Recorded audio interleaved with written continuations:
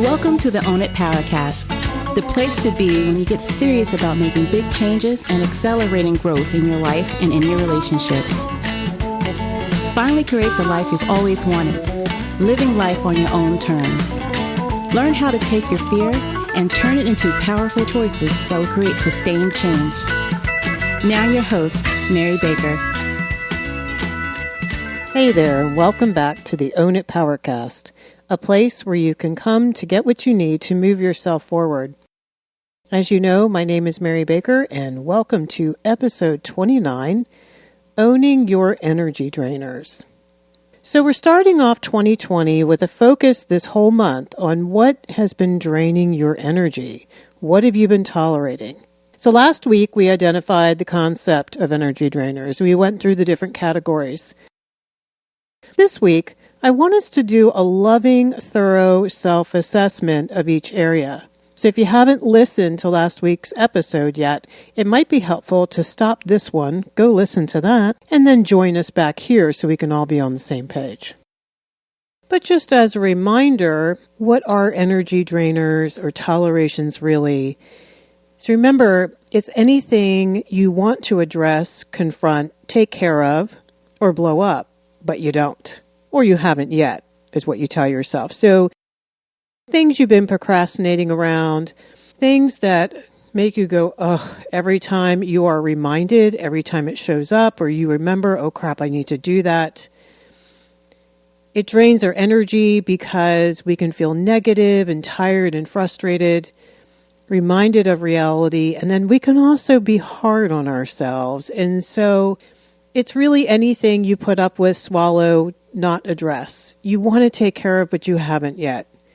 You want to take care of, but it's going to be unpleasant when you do. It's going to mean change and possibly conflict. So I want to unpack each area of energy drainers today and have you give some honest thought to where you really, really are. It might be really helpful if you're in a place where you can jot down some notes as you listen today. If not, just focus on what comes up in your heart, as I always say, and you can replay the episode later when you have time to journal about it. Okay, so I'm going to go through each category. And again, I just want you to do an honest, gut level, compassionate assessment of where you really see yourself. All right. So the first one is physical. And again, January is the typical month where we like to declutter and get organized and start over. So it is physical clutter, unfinished projects that maybe a little lack of planning around figuring out how you were actually going to get that done. Maybe life showed up. Maybe it's maintenance, repair, or replacement of broken or worn out things. Like something that you have to deal with every morning that doesn't work right, like a dishwasher or something like that. So it causes stress. So different areas of physical, one would be your house or your home.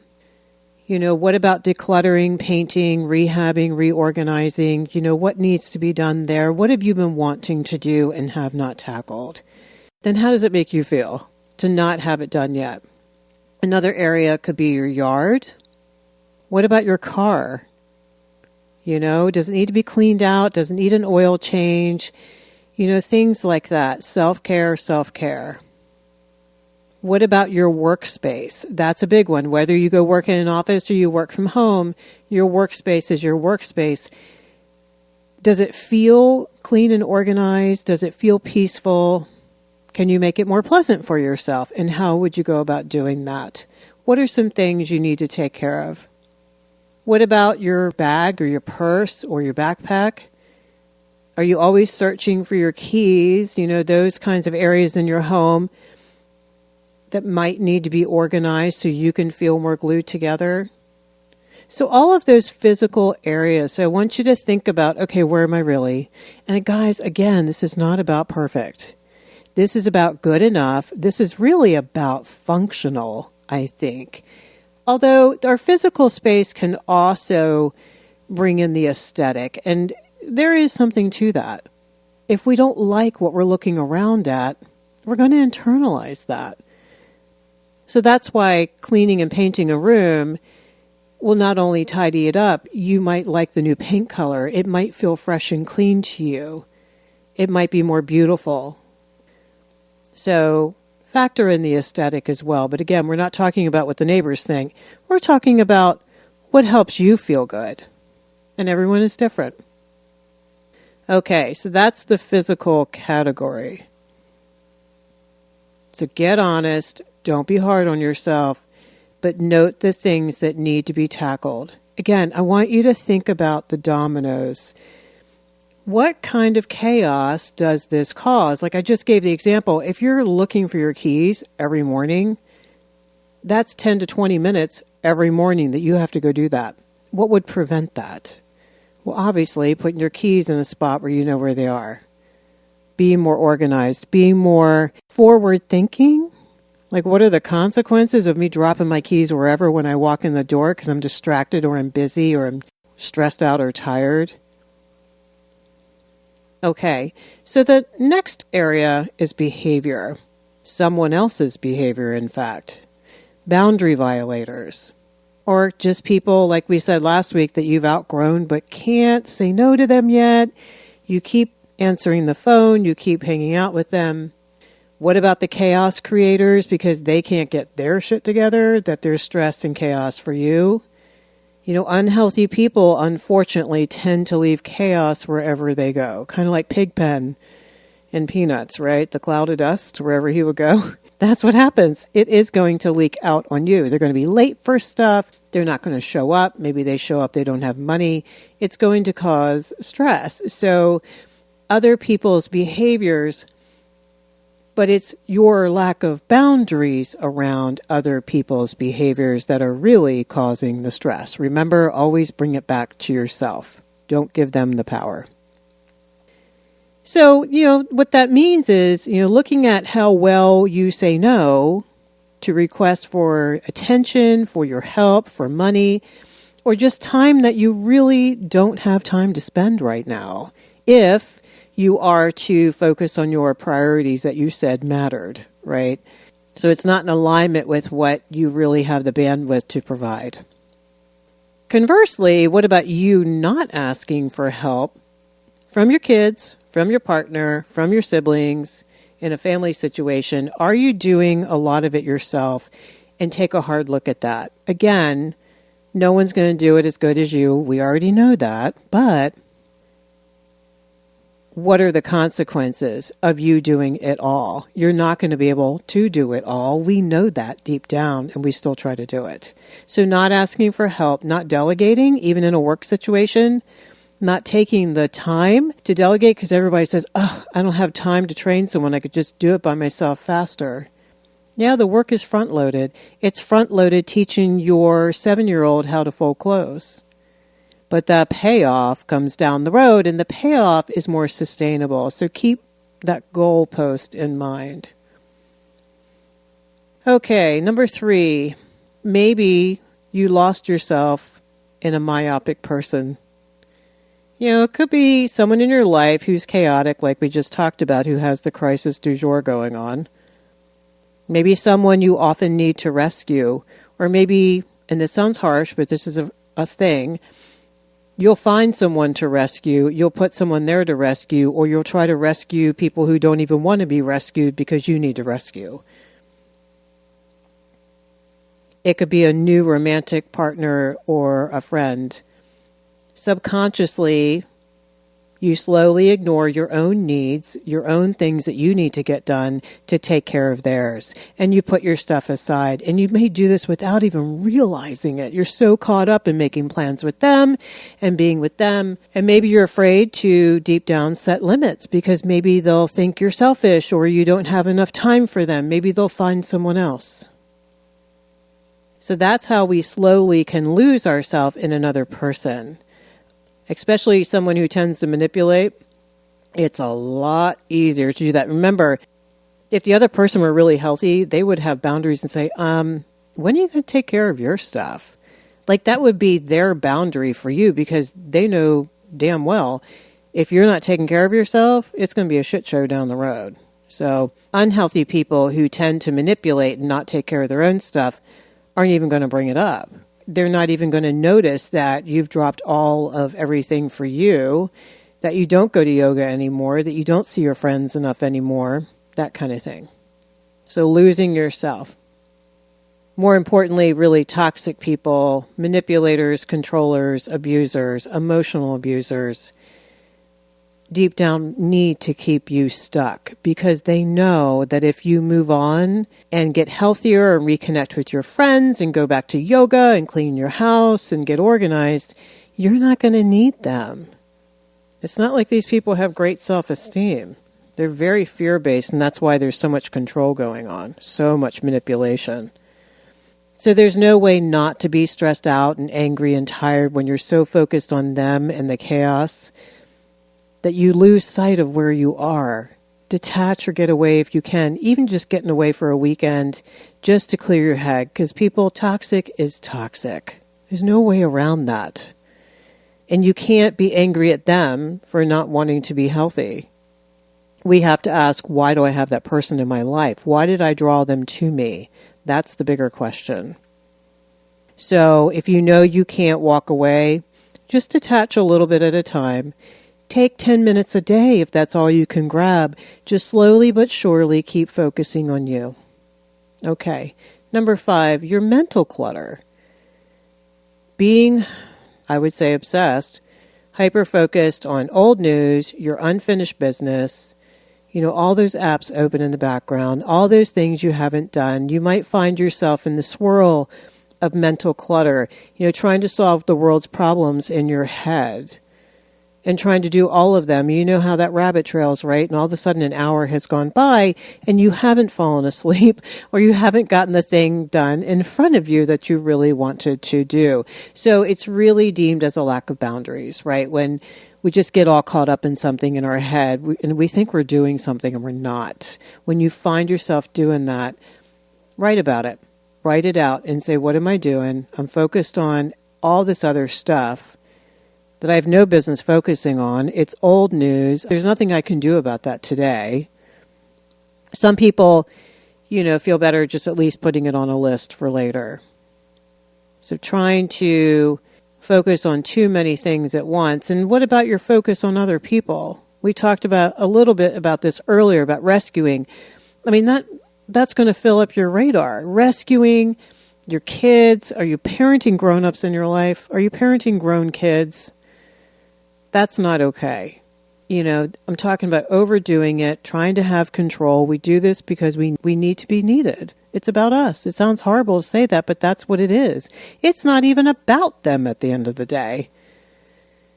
Just remember, especially when it comes to your kids, even younger ones, believe me, they need you emotionally present and grounded and happy a hell of a lot more than they need you to be folding the laundry that they won't know how to do in college because, you did it for them, but that's a whole nother episode. But you know where I'm going. Number 7, emotional negativity. You believe everything you hear, do, and say. The research backs this up. The subconscious doesn't know the difference between fantasy and reality. If you tell yourself you're stupid enough, you will believe that, and you will play that out. We will. So watch your words because you will fulfill the prophecy. What I'm talking about here is mulling over old regrets, beating yourself up, when you're not perfect, when you make a mistake, when you say something silly, when you don't know the answer. It's about shaming yourself as opposed to saying, okay, I blew it. How am I going to fix it? It's about saying the all or nothing, the awfulizing. This is terrible. This will never work. I'll never get out of this situation. I can't do anything right. The other way is staying a victim and staying hyper-focused on other people. I can't trust people. Everyone lets me down. They're awful. No one likes me. So all of that negativity, just note right now kind of how much you do that. And you don't have to do it all day for it to have an effect. Every time you do it, it has an effect. And I want to add in here too, what we take in, like from the news and from other negative people, Oh boy, can that drain your energy, right? It zaps your motivation. Where is your hope? Where is the belief in possibility? If every time you come home, your partner is like, Eeyore, woe is me, everything's awful, nothing ever gets better, that will drain the hell out of you. So take a look at that. Take a look at your environments there. Okay, number 9, trying to multitask. And you women, you know what I'm talking about here. Here's the thing, like we talked about last week, multitasking, unless we really, really have to do it for a short period of time, it doesn't go well. It's really hard to say no. It's hard not to people please. That's why you're doing that. Sometimes you might be secretly angry and afraid of facing the reality that you can't do it all. You might be medicating with doing. You're trying to stay hyper busy so you don't have to feel. I mean, you could really go deep with this one. Like, what are your fears around doing one damn thing at a time? Who is going to die if you do that? Are you going to be okay if you just put one thing in front of you and don't hit the next thing till you're done with that? And I know this isn't always possible. Sometimes you have to watch your toddler while you're cooking dinner. I get it.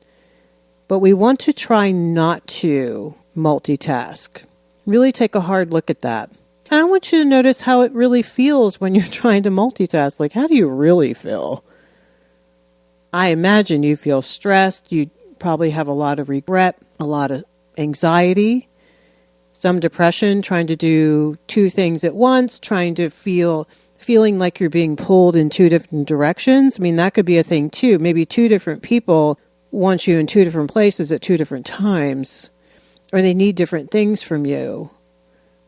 So taking a look at that, you can see all the boundary work here. There's a lot of boundary work in this self-assessment. Not multitasking means saying no to something, saying no to doing that other thing because I'm doing this thing, saying no to that person who wants me to do something while I'm already doing something for myself. So trying to do too much, again, it's a reality issue. Can I really do that? Does it really go well? Or does it just create stress and chaos? So the last area is your physical well-being. So let's look at those areas. I mean, the first one is your nutrition. How is that going? Do you have time to eat well? And what is well for you? And you get to choose what this is. What's going on with that? What gets in the way of that? What are you usually doing? Are you where you kind of want to be with that? Again, not perfect. And what are the obstacles to that? The other thing when it comes to nutrition is, are you medicating with food? Is food fixing your feelings? Because it's really hard to do that and eat nutritionally at the same time, right? Because we're usually grabbing carbs if we're medicating. So some of the physical well-being is going to be intertwined with your mental health, right? Talking to someone about your feelings as opposed to stuffing them. There's a lot of self-worth that can go into eating healthy. It's like, what do I deserve? What do I believe about myself? Do I feel like I'm depriving myself? I mean, there's a lot of like inner child stuff that can really play out with this. So it might do well to do some journaling around that. Again, not perfect, but, what would you like to aspire to? Or where are you with that? The other obvious area is exercise. Where are you with that? Are you happy with that? Again, not perfect, but on average, every week, do you have time to do that? Do you have time to take care of yourself and do the kind of exercise that you really want to do? Okay, so there's that. And then what might you need to do to ask for that? Like if you're in a family with kids, and if you have a partner, you're going to need to negotiate that. And that can be tricky sometimes when both parties want to have time to go to the gym. They have to negotiate that out. The other thing is, what about sleep? Are you getting enough sleep? And we're all different, but the average is 7 to 8 hours, we know, of good sleep. And you parents of babies and toddlers and those whose partner snores, you know what I'm talking about. Is it good sleep? Are you really sleeping? Is there anything that you need to do to take care of that, but you haven't yet? So again, more boundary issues. Sometimes it's making ourselves go to bed on time. What does your sleep hygiene look like? Do you share duties with your partner when it comes to getting up with the baby? Are you trying to get too much done and you end up going to bed too late? So again, more boundary issues, more self-discipline issues. And then rest and play. Remember, no productive purpose. No productive purpose in play. There's no work going on. But there's even new research about even seeing a play or hearing music or seeing art. Do you know it helps us live longer? I mean, I think that's really cool. Anything that you love to do, to laugh, to be silly, to explore, to be adventurous, just like kids do naturally. Remember that phrase, all work and no play makes us dull, because it does, because we need to rest and rejuvenate.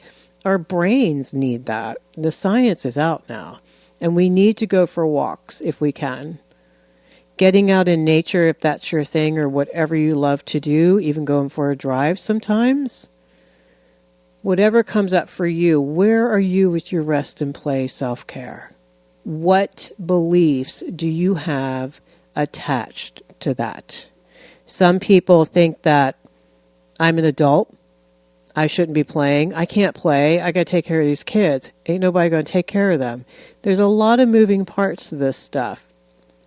This might mean relationship counseling with your partner, right? To figure out how to negotiate responsibilities as equal partners. It's about deserving to take care of your physical well-being. It's about letting go of outcomes. And maybe the dishes don't get done tonight. Maybe I choose to go for a walk and I'll do the dishes in the morning. Wow. This is a pretty comprehensive assessment, but I thought it was really important to look at all of the areas. And my hope is that do a gut level, thorough assessment. Be really honest with yourself, but also do not beat yourself up. Remember, if you struggle with this, it's because you have more boundary work to do, more self-awareness work to do, more loving accountability around taking care of yourself. You may always need that accountability, and that's okay. If you grew up in a home where people did anything but take care of themselves, you're probably going to need some lifelong friends who love you enough to say, hey, honey, slow down. Do you? You're going to need to hear the messages over and over again, and you're going to need to make it real in your life that self-care is actually really important, and it's more important for the people around you than you think. It's more important to be healthy and be here 20 years from now for your kids than it is to not take care of your body and not take care of your well-being while you're running around trying to cook dinner and laundry and clean the house at the same time, or working 90 hours a week. So a lot of boundary stuff with this. So this is your assessment. I'd like you to take the rest of the week and give this some thoughtful attention. Get real, get honest, don't hyperventilate. Remember, you're going to take small steps, maybe in only one area at a time. You may want to do one or two. Don't eat the whole elephant at one time, please. Next week, we're going to get into what are some of the remedies for each of these areas so that you can create a wonderful action plan to work from. And I think that when we give structure to things, we can breathe. We're less anxious and overwhelmed. Okay, everything might feel like a mess right now. It's okay. Connect the dots. Like, okay, how did that happen? Okay, yeah. Don't beat yourself up. You can't shame yourself into doing better things, okay? There is a way out of this. Next week we're going to get into that. It's all about boundary work. For those of you, if you think you're really, really still struggling with having healthy boundaries, and if you haven't done so, or if you need to go back and re-listen, go back to episodes 10 through 18. There's 2 months that we spent all on boundaries. I encourage you to do so. I'm a firm believer we are never done doing boundary work. There's always one more facet, one more layer. There's something we're not seeing. There's something we've gotten lazy about. It's all good. Don't be hard on yourself. It's like going back to basics course, right? So looking at the boundaries and understanding, too, that this is kind of a lifelong thing. We have to maintain our focus on what's draining our energy, because you could do great and then 6 months from now it creeps back in. So it's not a one-off deal. So that's kind of a good thing I heard today, that we are always in progress. We will always want more. It's not about reaching the destination. So work on your progress. That's all you're going to do. And life is going to get better. All right. So today we talked all about the categories of energy drainers, and we did a thorough self-assessment of what those things are. Next week, we're going to get into some of the remedies. And so if you're not already a subscriber and signed up for the Tribe News, go ahead over to ownitpowercast.com, hit the show notes, you can sign up. You'll get the newsletter every Tuesday. That has the episode, you can listen to it right there, has the weekly blog, and any downloads from the episodes that you might need. And what's really cool is you can go back to previous episodes and get those downloads too. So if you're just joining the podcast, you're covered. All right, so thanks for being here with me today. I hope this was helpful. And remember, pay it forward, keep that focus right on you, and I'll see you next time.